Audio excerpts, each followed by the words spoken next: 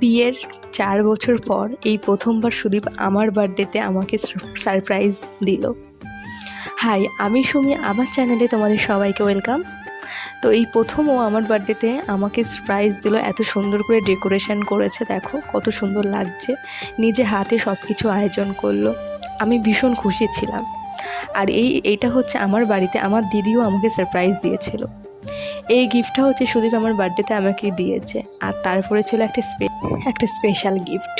তো আমি খুব এক্সাইটেড ছিলাম এই জিনিসটা দেখার জন্য। কাজের থেকে বাড়ি ফিরে আসার পরে, হ্যাঁ, এই গিফটটা অবশ্য বার্থডের পরেই আমাকে দিয়েছিল, কিন্তু তবু এটা বার্থডে গিফটই ছিল। তো যাই হোক, যে গিফটটা ছোটো হোক বা বড়, আমার কাছে হলো ভালোবেসে যেটা দেয় সেটাই আমার কাছে অনেক। তো আমি খুব খুশি হয়েছিলাম যে আমাকে এত সুন্দর একটা গিফট আমাকে দিয়েছিল। তো তোমাদের কেমন লাগলো সবাই জানিও। আর আমার ভিডিওগুলো তোমাদের কেমন লাগছে কিন্তু অবশ্যই জানিও। এরকম ভিডিও আরও পেতে আমার চ্যানেলটাকে অবশ্যই সাবস্ক্রাইব করে দিও। দেখাবে নতুন ভিডিওতে। এখনের জন্য বাই।